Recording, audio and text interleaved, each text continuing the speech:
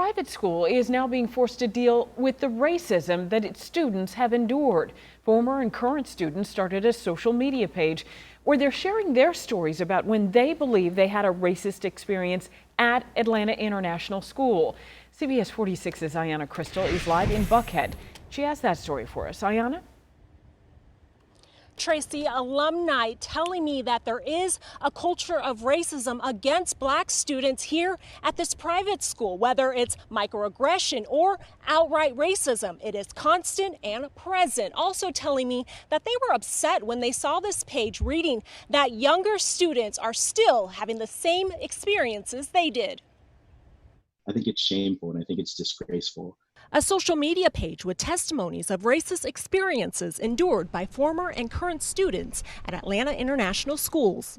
Part of it was kind of triggering, like reliving those things after the fact and kind of seeing like people from all different ages telling their stories, people so much younger than me, and knowing that not that much has changed. But I think part of it was also really validating because I didn't feel alone with my experiences. Nearly 150 posts with students sharing situations when they were called the N-word or teased for their blackness.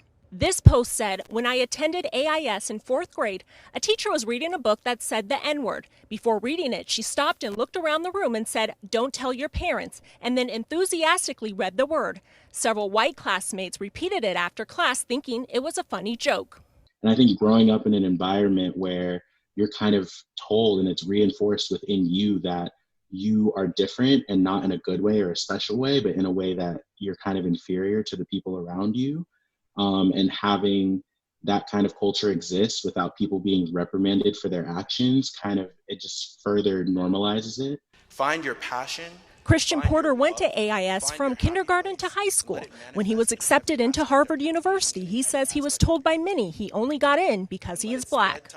There was a really, really big culture of kind of devaluing black students, devaluing their accomplishments, chalking it up to us getting in because we were black, even though we got in despite being black, and the obstacles that come with being black in America and being black growing up in a traumatizing hyper-white environment like that. Black students say the school needs to have racial sensitivity training for students and staff every year and a zero tolerance for hate speech. Now is not the time for performative gestures. Now is not the time for an email or flowery language or a speech. Now's the time for action.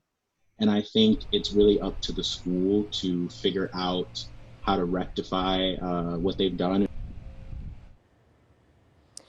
I did email and call the headmaster to get his reaction and response to these posts. I have not heard back. This afternoon, I did receive a statement from the school saying they are aware of the page and they apologize for the experiences these students endured. Now, Rick and Tracy, this isn't the only school that are having these pages up. Other private schools in the Metro Atlanta area have similar pages with black students sharing their experiences. That's the latest in Buckhead. Ayanna Crystal, CBS 46 News.